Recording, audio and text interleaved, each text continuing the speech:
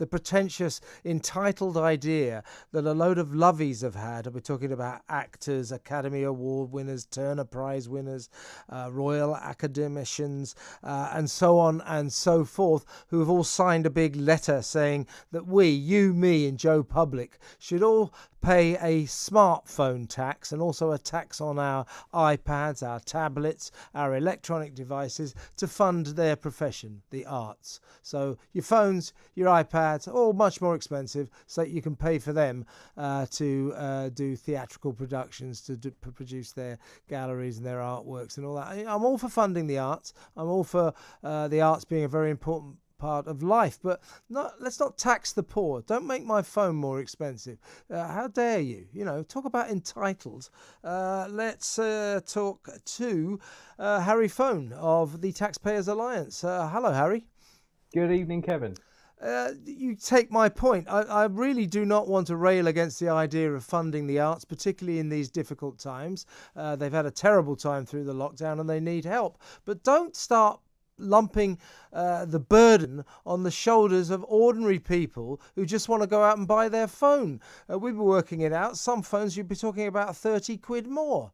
Why would I want to pay 30 quid more for my phone so they can do a production of Ibsen, some kind of obscure independent theatre? I mean, it's entitled and it's wrong and it's taxing the poor, isn't it? I think you very much hit the nail on the head. I mean, in fact, when I saw this story, I thought it was a bit of a wind-up, to be honest.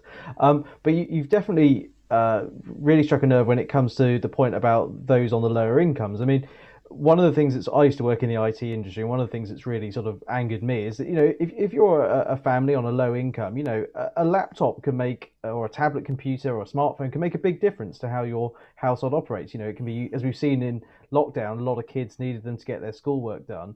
And it's always sort of slightly angry that, there's VAT of 20% on these things to start with, and we shouldn't lose sight of that. There's already VAT of 20% on it. Now VAT's very complicated and needs huge overhaul and whatnot. But then to say we want to put another, they're talking somewhere between 1% and 3% on these, I think is just sort of further adding insult to injury.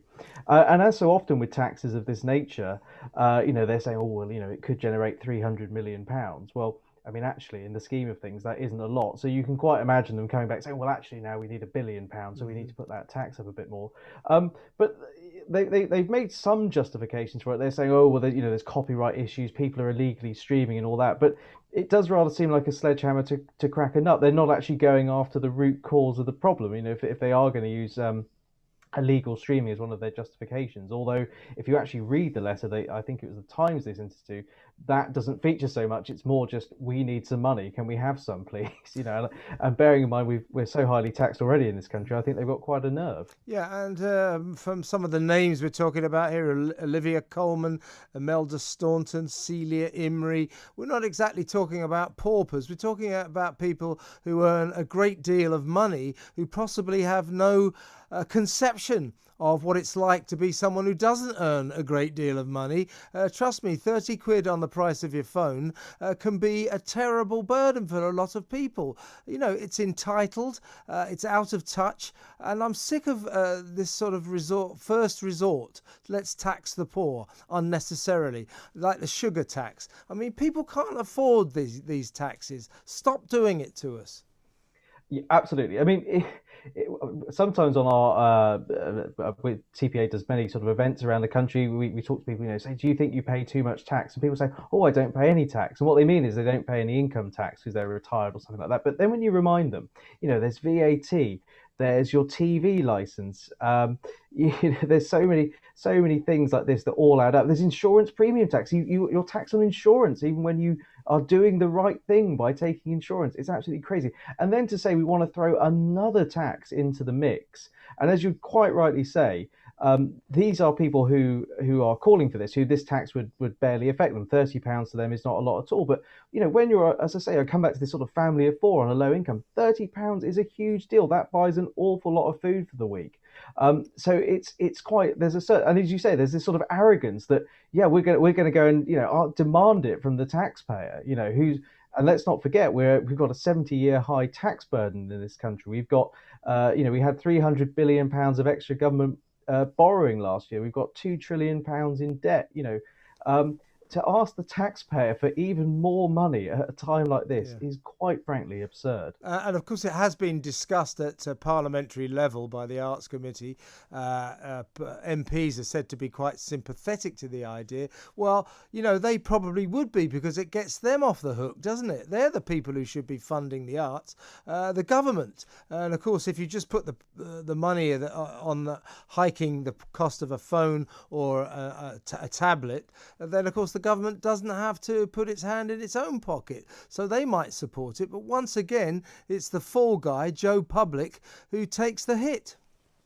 Absolutely. I mean, I've always said that, government doesn't have a revenue problem, it has a spending problem. And again, isn't it interesting how the politicians want to come into our pockets to take our money rather than looking at how much money they're spending in the first place? I mean, if they're saying this is going to raise £300 million, as the Taxpayers Alliance has uncovered many times, there are plenty of places where billions of pounds are wasted every year. Projects like High Speed 2 spring to mind. So if politicians really did want to give this money to the arts, well, I suggest they cut some other things first that are completely superfluous to what we need in this country right now. But it is this worrying attitude that taxpayers seemingly have these endless pockets that these politicians and I maybe use the phrase loaded loveys can dip their hands into our pocket and help themselves at a time like this as well. We are not flush with cash. It boggles the mind. I'm sure many people would rightly be angry about this, and I sincerely hope it doesn't come to pass. Yeah, I don't want you and I, Harry, to be branded sort of Philistines. Don't get me wrong. I really am a big fan of the arts, and I recognise how important they are. But I just don't like this idea, these haughty loveys from on high saying, "Oh, let's get the little people to pay for us." Oh, they love their phones, don't they? Let's put some money on the prices then, and then we can put Ibsen on at the Royal Court. I mean, it is so pretentious and, frankly, I think snobbish. Yeah, and I think that's why they sort of tried to come up with this argument of, oh, well, some people are illegally streaming things, and we're not getting the revenue from that. And okay, that is very much a problem. And as you say, I'm very supportive, of the arts too. I love going to the theatre and cinema and all those wonderful things we have available to us in this country. But what about the person who isn't illegally streaming things? Why are they being punished on the price of their smartphone? Why aren't they going after the root cause of the problem, people who are doing the illegal streaming in the first place? It just seems to me that they're picking a path of least resistance, which is just to ask the taxpayer for more money. Yeah, sort of. So Olivia Colman sort of saying tax smartphones to pay for the arts. It sort of sounds a bit like Marie Antoinette saying tax bread so people can eat cake. It is just so badly out of touch and so haughty and just pretentious, to be honest with you. Harry, I'm really glad that you agree with me. Let's find some money for the arts, but not from ordinary people who just want to buy a reasonably priced phone or iPad. Thank you so much for your time, Harry. Great to talk. Harry Phone from the Taxpayers Alliance.